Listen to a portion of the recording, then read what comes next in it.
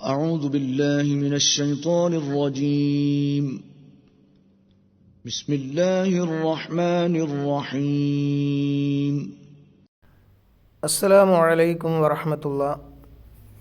തജ്വീദിൻ്റെ ഈ ഭാഗത്തിൽ അലിഫ് സായിദിനെ സംബന്ധിച്ചാണ് പറയുന്നത്.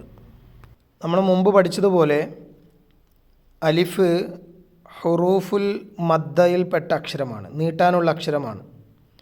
ഈ അലിഫ് സായിദ് അത് എഴുത്തിലുണ്ടാകും, എന്നാൽ അത് വായിക്കപ്പെടുന്നതല്ല.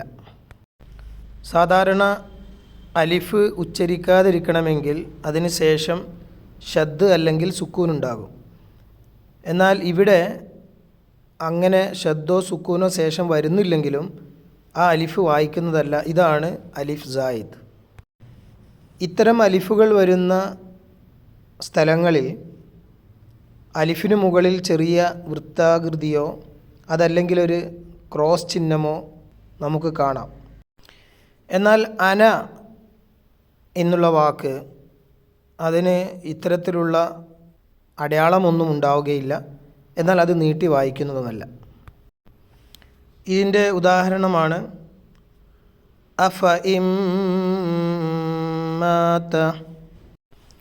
വമാ